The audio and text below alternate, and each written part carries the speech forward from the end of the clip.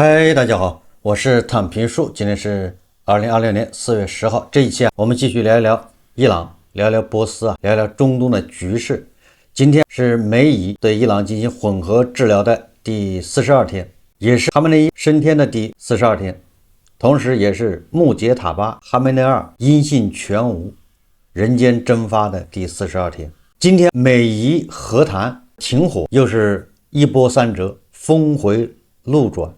昨天按照回敬的說法，在這個以色列老胡，也就是以色列總理內塔尼亞胡的攪局，發動了對黎巴嫩真主黨的開戰以來最大的一次攻擊，讓美以的停火一下陷入一個僵局，引起各方的反彈。首先是伊朗這邊就開始指責以色列不遵守停火協議，他們各種譴責以色列。以色列內塔尼亞胡說了，停火協議不包含黎巴嫩，美國和伊朗停火協議，你們談你們的，打我的。同時特朗普還有萬斯，對吧？還有白宮都出來說停火協議不包含黎巴嫩。這個伊朗人就開始威脅，如果這樣他就不去談判了。昨天節目我也說了，這個伊朗不會因為以色列炸真主黨他就不去談判，他頂多出來喊两嗓子，讓這個黎巴嫩的真主黨，讓自己的小兄弟們聽一聽，大哥是為你們着想了。大哥現在已經被打得乌眼青，但是心裡還想着你們。大哥這不是投降，對吧？大哥這是爭取更多的利益，要鞏固勝利成果，所以跟美國人談判停火。雖然伊朗威脅不去參加巴基斯坦伊斯蘭堡的停火會談，但是伊朗人的身體是誠實的。不過特朗普這邊也給了個台階下，特朗普一邊說停火協議不包含黎巴嫩，但是我已經要求內塔尼亞胡低調一點。那意思就是內塔尼亞胡你炸就炸，你搞這麼大動靜幹啥？你還發動一個規模最大的空襲，有點過分。特朗普的意思就是說他已經給內塔尼亞胡打電話了，讓他低調一點，不要影響我這邊跟伊朗談判。也就是說你給伊朗一點面子，你打他的小弟你就打了，但是面子給足，大哥要面子。你這麼整，那伊朗他怎麼好去巴基斯坦去談判？內塔尼亞胡立馬就給了面子，內塔尼亞胡宣布停火不包含黎巴嫩，但是以色列馬上就跟黎巴嫩政府進行談判，去美國談判。黎巴嫩真主黨也放話說，除非以色列先求饒，否則黎巴嫩真主黨要繼續打擊以色列。你看看內塔尼亞胡給出的解釋是什麼？他說這個伊朗人借着跟美國停火談判期間，鼓動這個黎巴嫩真主黨去推翻黎巴嫩政府。伊朗的摩薩德第一時間得到這消息，就發現黎巴嫩真主黨他在黎巴嫩的首都叫貝魯特，在政府大樓前就正在這個集結，準備密謀奪取黎巴嫩的政府這個政權。這是內塔尼亞胡自己說的，所以他們立馬出擊，一下炸死了很多黎巴嫩真主黨高官。那意思就是說，如果不是以色列及時出手，黎巴嫩政府已經被推翻了。所以我是不得已，不是我高調，不是我找事，是實在是情況緊急。總之現在這個說法誰也說不清，誰說的是真實情況，誰是誇大，誰是找借口。總之就這麼個事，這樣給伊朗點面子，伊朗也能糊弄過去。所以伊朗人老老實實的去了巴基斯坦伊斯蘭堡，要參加這個會談。要說給面子，那是巴基斯坦人非常懂給面子。什麼叫排面？這個巴基斯坦把中間所有的委屈都自己扛了，你這是斡旋，沒辦法。你說不行，下跪，我來給你們一個人跪一個。給梯子，巴基斯坦也善給梯子。你們都沒輸，我輸了；你們都沒跪，我跪了。你們都互相不給對方面子，你給我一個面子，互相給我一個面子，算我求你們。這就是巴基斯坦態度。所以說，就在為以色列轟炸黎巴嫩和談命懸一線的時候，這巴基斯坦他又開始糊弄了，開始斡旋，把雙方又拉到一起了。巴基斯坦專門派了6架梟龍戰機，那是非常給排面的。去伊朗的阿巴斯是個港口，伊朗代表團就是議長卡利巴夫還有阿拉戈奇專機就從阿巴斯起飛。巴基斯坦派6架戰鬥機，一邊3架護航去迎接，一直護送到伊斯蘭堡。那這面子給的，這就叫排面啊！伊朗人臉上有光。你看這個伊斯蘭革命政權，他宣傳可以說，你看我們不是給美國人面子，我們是給兄弟面子，巴基斯坦兄弟面子，兄弟的派飛機來接了，伊朗現在能起飛的戰鬥機都沒有，而巴基斯坦派6架戰鬥機，那簡直了，整整齊齊。所以說給面子這一塊，那巴基斯坦是已經仁至義盡。按照巴基斯坦總理謝里夫的說法，美國人跟伊朗人會在伊斯蘭堡直接面談，不像上一次什麼卡塔爾斡旋，2個人在2個房間，中間靠卡塔爾的外長來回穿梭，不是這樣子。這一次伊朗跟巴基斯坦談，伊朗還跟美國談，直接談，巴基斯坦跟美國也談，在中間再斡旋。據說如果順利，至少開1天。如果要扯得長，要2天。就這個會，大家都知道，關於伊朗的10點停火協議或者叫計劃，不出了好幾個版本嗎？有波斯語的，有英文的，有第1版，有第2版。美國人有個15點這個計劃，這中間到底怎麼回事？我想大家都知道，伊朗人是單面一套，背後一套。一套是給特朗普看的，給美國人看的；一套是給國內慢慢看的。結果這2套不一樣。這不就出事了嗎？所以特朗普很納悶。特朗普說，伊朗的官員接觸的時候說的不是這樣，單面一套，背後一套，這就是一套又一套。這個巴基斯坦說了，實在不行就算我的，是我傳錯了，就不說那些什麼10點還是15點了。你現在當務之急是坐下來談，管他哪一點，你說波斯語的，你說英文的，都是我傳錯了，錯在我。這是巴基斯坦。總之，為了讓美國和伊朗坐到一起談判，巴基斯坦是確實付出了格外的努力。我看有媒體報道說，這個巴基斯坦為什麼這麼努力，說是受到了阿聯酋還有沙特，就中東這些王爺國的逼迫。因為巴基斯坦跟沙特是軍事同盟，沙特現在遭到伊朗的打擊，那按道理來說，伊朗你巴基斯坦就得出兵，軍事同盟。所以說沙特人要求巴基斯坦，要麼你出兵來幫我，要麼你就是說服伊朗，讓他打開霍爾木茲海峽，2選1。當然，這些都是一家之言。所以說，巴基斯坦參谋長穆尼爾元帥，那就是說幾天都沒睡覺，一會兒給白宮打電話，一會兒給維特科夫打電話，一會兒給伊朗打電話，還給中東各個國家打電話。總之，不管是用了什麼手段，也不管以色列中間去搞事，總之，現在伊朗的團隊已經到了巴基斯坦的伊斯蘭堡。美國這邊也應該已經到了，已派人去。根據白宮新聞秘書萊維特他的說法，美國的談判團隊確定了是萬斯帶隊，再加上維特科夫還有庫什納，這主要就是這3個人。那麼伊朗方面就是阿拉戈齊，還有這個卡利巴夫，再加上據說有革命衛隊的核心成員，具體是誰，伊朗方面名單並沒有公布。我們在以前節目說了，這個特朗普派萬斯帶隊，這個是有深意的。你看，俄烏戰爭這個斡旋，維特科夫、庫什納沒讓萬斯去，也沒讓盧比奧，但是跟伊朗的停火協議派萬斯去，原因很多。但是我想一個重要的原因就是萬斯他實際上是反對，打內心了，他是不同意武力解決伊朗問題的，也就是不同意特朗普打伊朗，他是主張這個叫政治解決或者叫外交解決，但是他也不敢明面上反对特朗普。特朗普应該知道，因為萬斯代表的是美國叫孤立派，是吧？孤立主義，讓美國再次偉大。那麼讓萬斯去參加談判，那這個事情就有意思了。特朗普自己也說了，萬斯你談成了，功勞是我的；談失敗了，那這責任都是你的，黑鍋由你來背。讓萬斯跟伊朗人打打交道也好，讓他去談個2回，發現讓他領教一下什麼叫6000年的文明。特朗普說，伊朗人打仗不行，談判很有一套。你萬斯，你不是主張談判解決嗎？那讓你來。如果你談不成，对不對？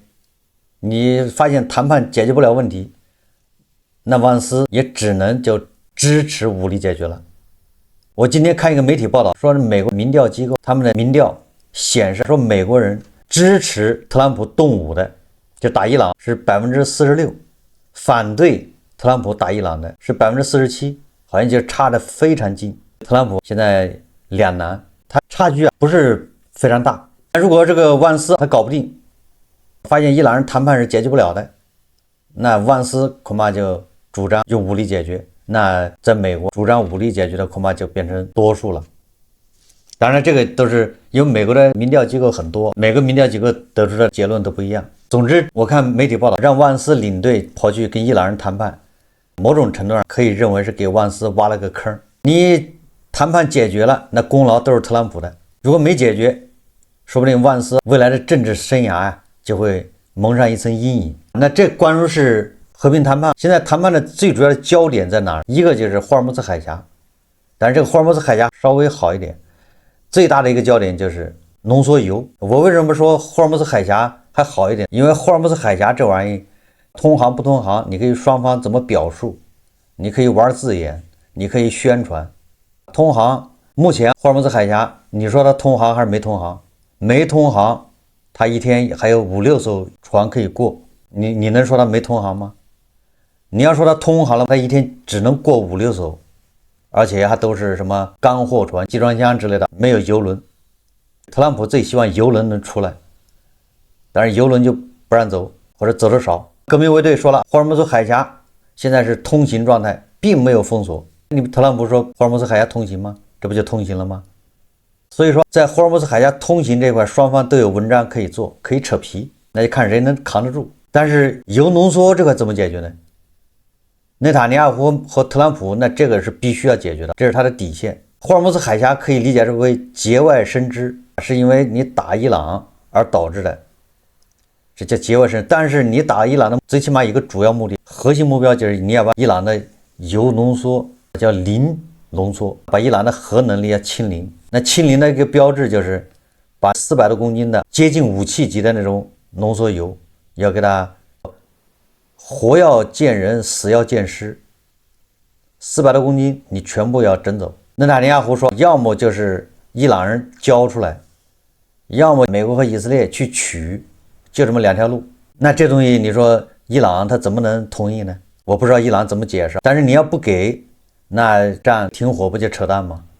如果你要給了，因為這玩意是物質，对不对？它不像玩遊戲是個狀態。你看霍爾木茲海峽通行不通行是一種狀態，狀態你可以描述。這鈾濃縮這玩意是物質，400公斤，对不對？少一斤都不行。這東西在哪兒？這東西得交到這兒，你交給美國、伊朗就没了。你不交，那美國人沒拿到這東西，沒法，你不能通過描述它。所以這個我覺得核心問題就是濃縮鈾這個問題。如果伊朗人把這鈾交給美國了，那你說他怎麼向國內談判們交代？如果你濃縮鈾不交出來，那特朗普他怎麼向美國人交代？那這一仗不是白打了嗎？打了半天，或者跟去年12日戰爭也沒什麼區別，對不對？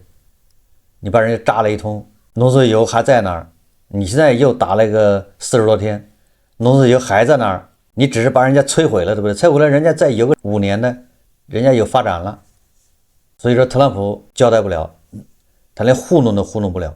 内塔尼亞胡那就更是了，因為這個關係到以色列的安危。如果你這一次不把它濃縮鈾給弄走，不徹底的把它核能力給打掉，那麼接下來那伊朗一定會加速搞它的核武器，要學朝鮮。因為反正你打了40天，你也沒法把人家打成什麼樣，濃縮鈾還在人手上，他不想辦法搞核武器嗎？一旦核武器搞出來了，他就認為他不會挨打了，你就不敢打他了。所以說在這種背景下，你說伊朗會不會加大力度，對吧？加快速度搞核武器。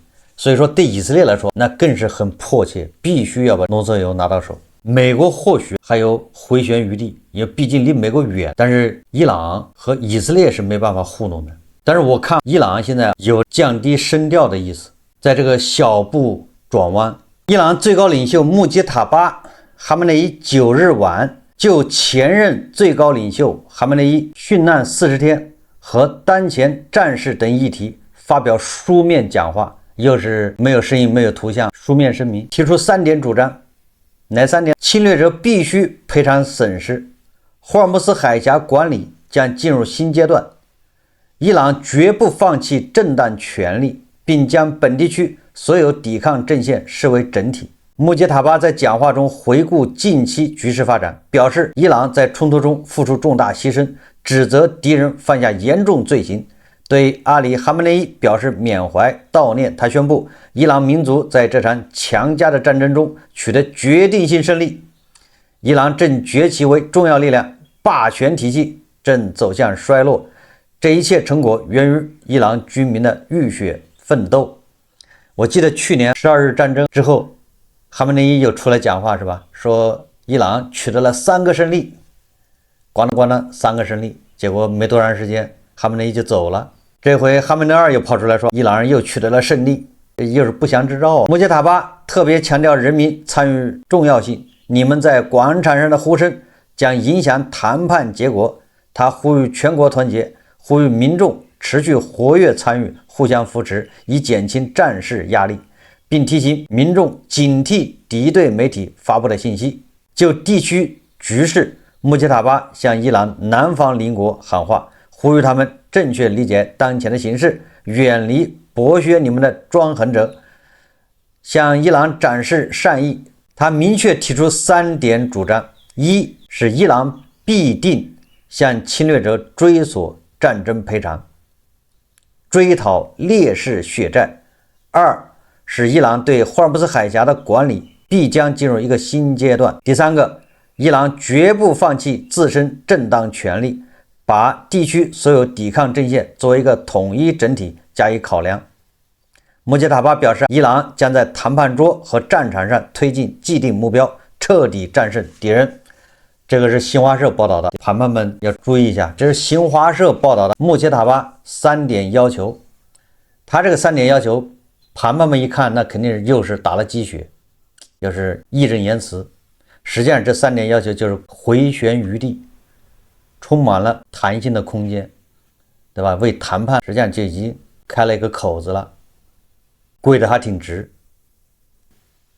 為什麼這麼說？你看，我給大家解釋一下。第一個是伊朗必定向侵略者追索戰爭賠償，追討烈士血債。這個很簡單，這個對特朗普來說根本就不叫事。為什麼呢？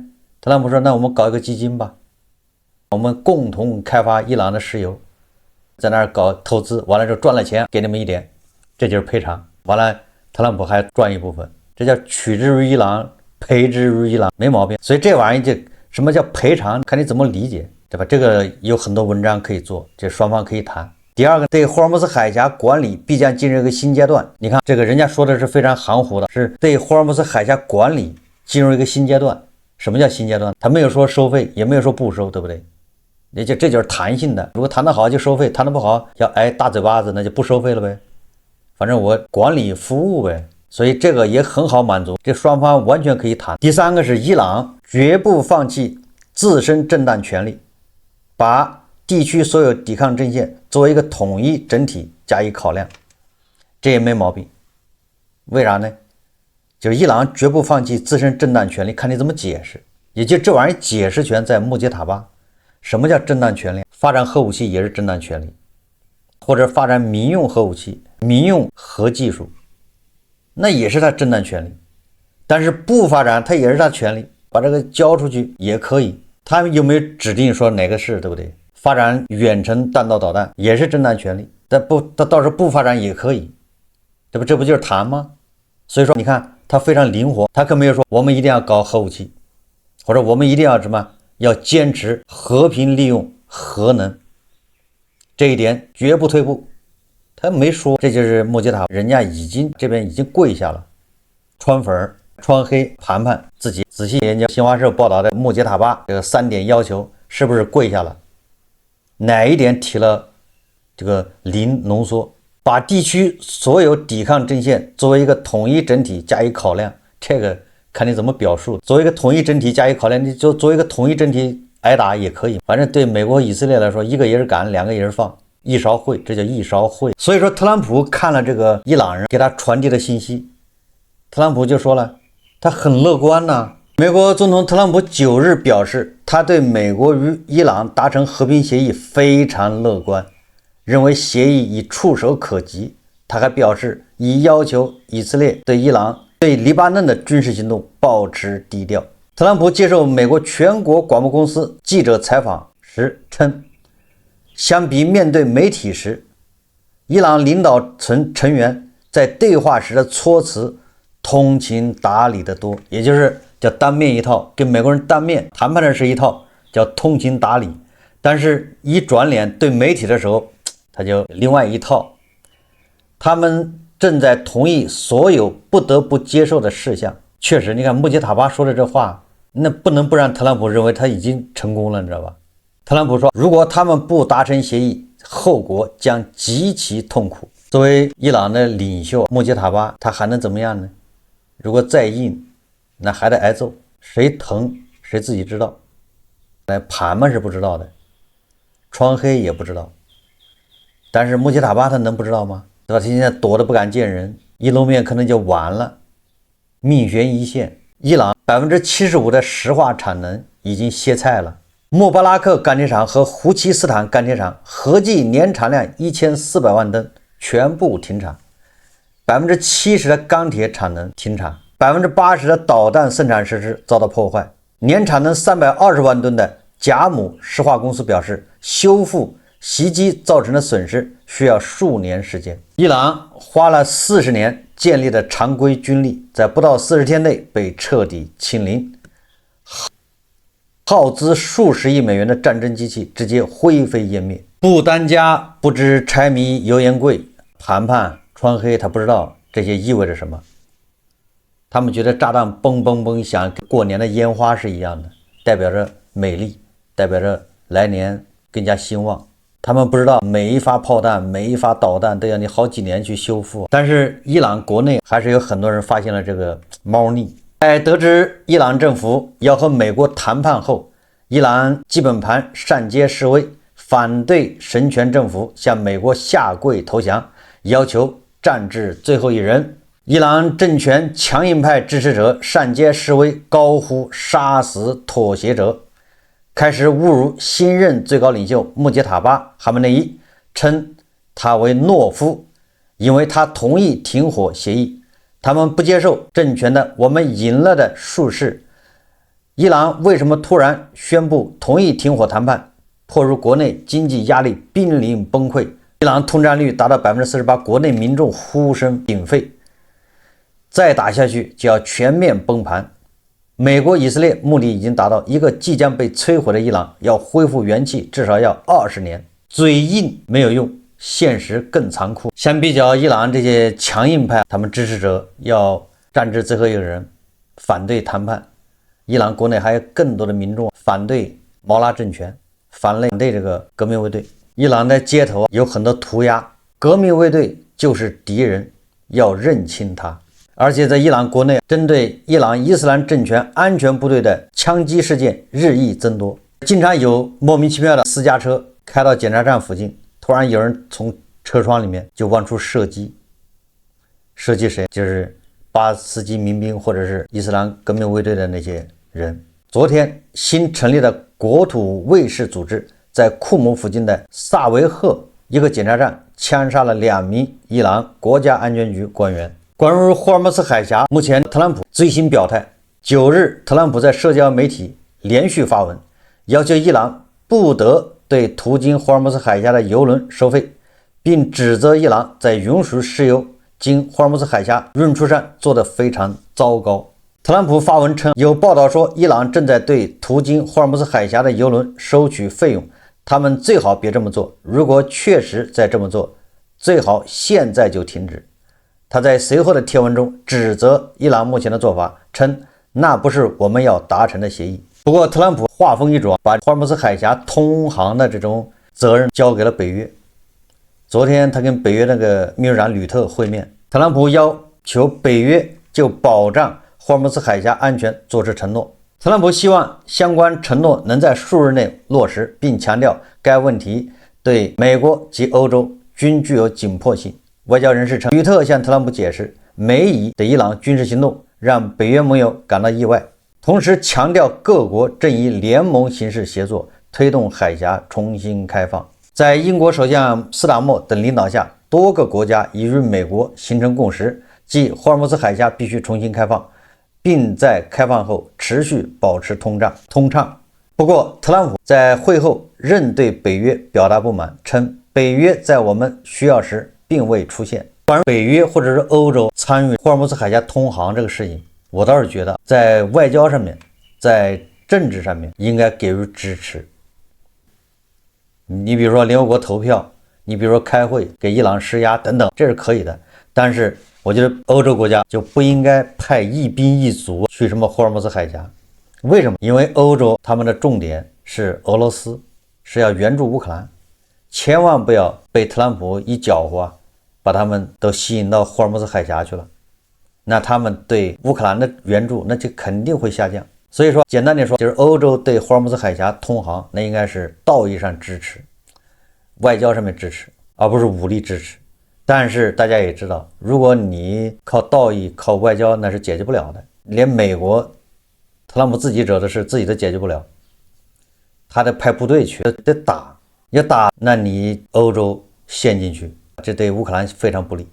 所以說歐洲應該保持定力，誰你特朗普怎麼說就是不搭理你，你愛怎麼着。霍爾木茲海峽通航的事情還得你美國自己來，就這麼簡單，這個事必須得美國自己解決，你就派部隊去打。所以說到最後，我覺得這個和談很難談成，就是耽誤時間。我上次說又要耽誤2週，其實特朗普早就應該先拿下哈爾科島再談判，現在談判有點早。目前我推測伊朗人他們的這個預期目標，他們設的底線就是把濃縮鈾交出去，換取這一塊答應美國以色列，換取什麼？換取解除制裁，解除資金凍結，甚至還要美國來投資賺錢，要賠償。同時他想在霍爾木茲海峽收費，達到收費的目的。